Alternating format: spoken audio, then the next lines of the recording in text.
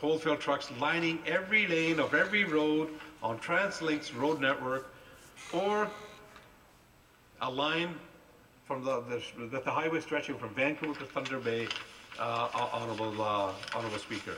I mean, that's the reality with the BC Liberals here. And yet at the same time, we've got companies in this province that are starving for fibre, and the BC Liberals are allowing it to be shipped off, and with massive layoffs taking place in the forest industry here in British Columbia. And when you look at the Auditor General's report, which came down about a week 10 days ago, Honourable Speaker, the report by the Auditor General says that what the NDP been saying for a long time now, that the government has abandoned BC forests. And if you look at the timber asset in our forests now, BC's timber assets are worth approximately $250 billion, or $250 billion. But the BC Liberals' mismanagement will result in actually in our future forests having a lower timber supply and less species diversity because of their neglect. And the ministry also estimates, their own estimates say, that we will lose 20% of our forest productivity, declining from a long-term sustainable harvest of 70 million cubic meters per year down to 50 or 60 million within the next decade. And Honourable Speaker, the BC Liberals have had the opportunity to reverse this trend, and they've been in office for 11 years, but have chosen to ignore it. In 2002, they removed the legal obligation for the government to actually manage and reforest areas that were hit by pests and wildfires. And just at the same time when the mountain pine beetle was actually ravaging BC. So if the mountain pine beetle or fire ravages the forest, they say, well, they don't have to replant it, let it go through natural regen. That's what BC Liberals are doing. Thank you, member. And they're going to continue with that. So, Honourable Speaker, I want to thank you for this opportunity to speak, and I'll be voting against the budget, Honourable Speaker. I thank the member and recognize the Minister for Social Development.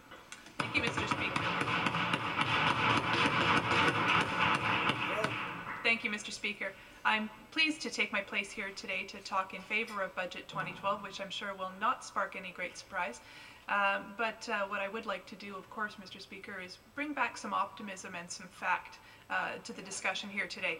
And Mr. Speaker, with the opportunity to speak here today, I'd like to talk a little bit about the tremendous community that I call home and recognize some of the amazing groups that do make a difference in my community. Because Surrey is a growing, vibrant city, and I'm struck by the tremendous change that's occurring there every day in every part of the city. Last year, the Surrey Centre new library opened, and as many members of the House may know, that literacy is a passion of mine, and I was very, very happy to be able to attend the library recently. Literacy is one of the most important factors in determining a person's success in life, and libraries can play an important role of that. So I'd like to thank Mayor Diane Watts and her team for their leadership to build this library in partnership with all levels of government, Mr. Speaker. The $36 million library features just beautiful architecture, grand staircases, plenty of room for families and individuals to spend time and move about.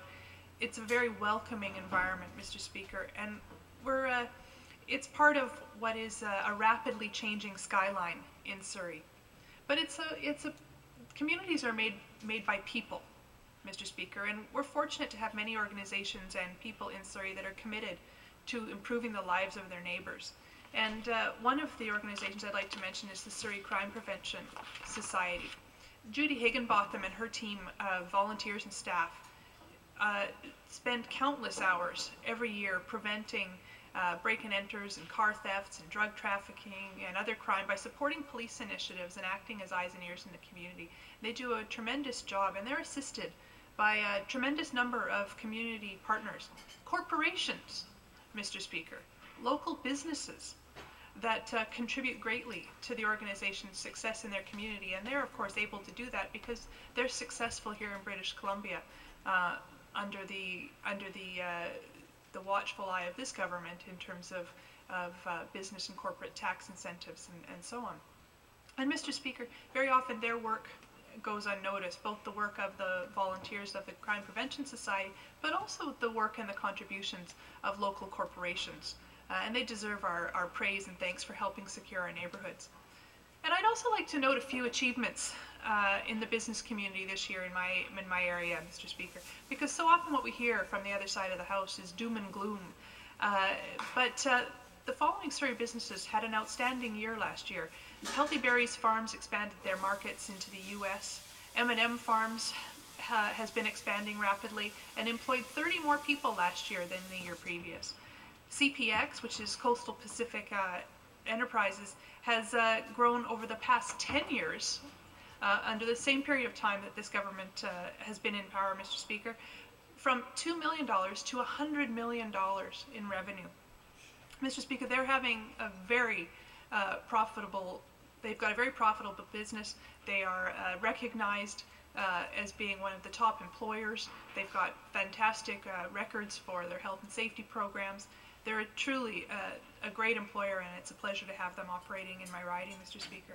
As well, Mr. Speaker, a number of businesses saw fit to open or expand or to move to my riding during the last year, and just a couple of those include Dean's Flowers and Mahek Restaurant, which has got some fantastic Indian food that I like to partake in, and MVP Hair Salon. There's so many businesses and individuals who are making their opportunities in Surrey.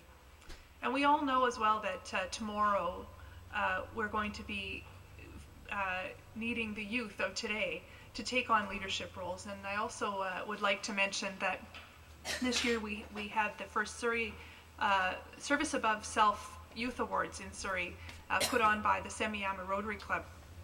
And the award winners, John Davidson, Jake Boucher, Amy Johnson, Canwell Gruel, Stephanie Blaine, Joe Given, and Cynthia Bourgie all received $500 in recognition of their great efforts to donate to the charity of their choice. And I just wanted to mention these organizations and these people, Mr. Speaker, because they truly are the people that make our communities great. And it's their contributions and their optimism and their contributions that help us all to enjoy the communities we live in.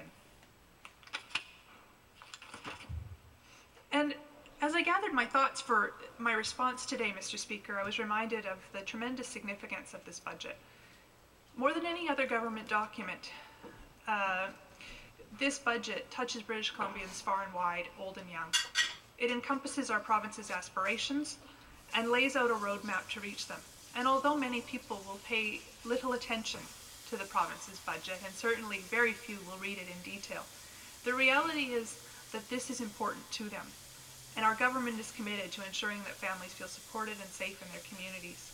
And I'm happy that our budget for 2012 delivers on this province while ensuring our commitment to balance the budget in 2013. The Finance Minister has crafted a prudent budget that makes important investments and creates jobs to support families within a framework that controls government spending. The fiscal realities of the world are much different than they were only a few years ago, and we've entered a period of much slower economic growth, and government must adjust to face these significant consequences. But due to strong fiscal management, British Columbia has not felt the same pain as other jurisdictions. I have spoken to many people over the last year who reside in other jurisdictions, Mr. Speaker. Jurisdictions where government employees are seeing their salaries rolled back significantly, where other economies are seeing great need for austerity measures that we are not seeing here in this province, Mr. Speaker, and we can feel very fortunate about that. We've been able to offer things in this budget that make jurisdictions around the world and other parts of Canada envious, and they are looking to us as examples of how to properly manage spending during fiscal uncertainty. Most importantly, the budget maintains spending for vital services like healthcare and education. Because, Mr. Speaker, I know, as do many other members of this House, that Surrey is one of the fastest growing cities anywhere in Canada.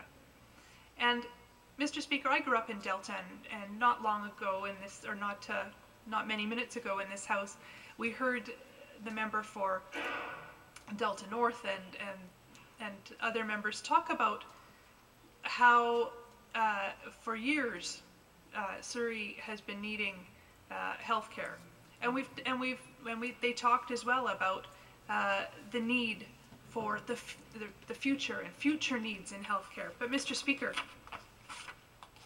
I think it's interesting, and I'd like to remind the House that for years under that NDP government, there was no money spent on healthcare facilities in Surrey.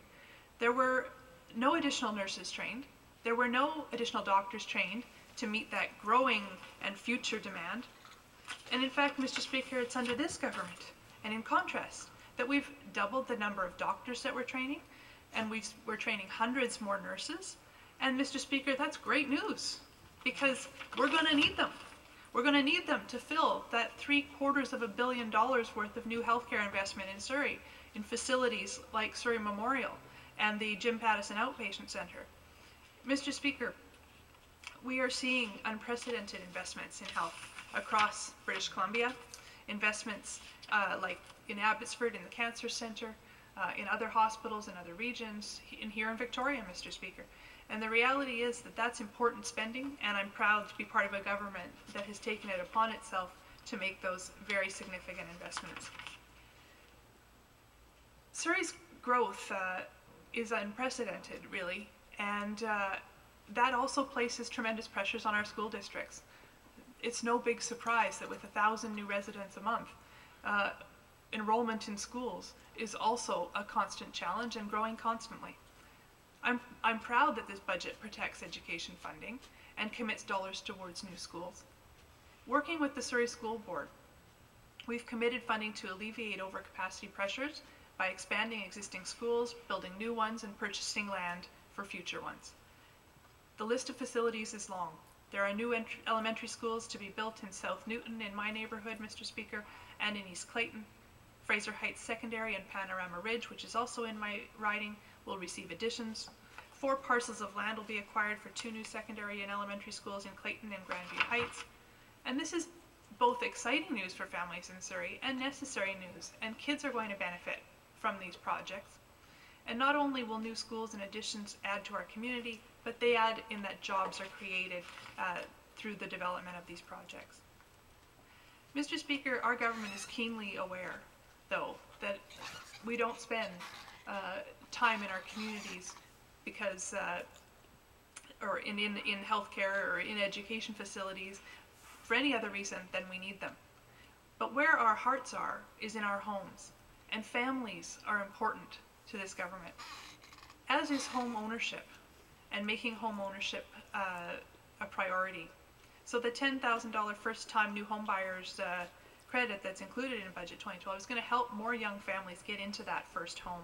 I know many of my friends and family have purchased their first homes in the last 10 years. Immigrants qualify for that as well, because the Asian market for condo development is at 60%, which means 60% is being sold to people overseas, while 40% is homegrown, Canadian. In combination with the increase to the new housing rebate threshold will go a long way to help support new home construction and again create millions of dollars in investment in British Columbia, right from Surrey right up to Dawson Creek.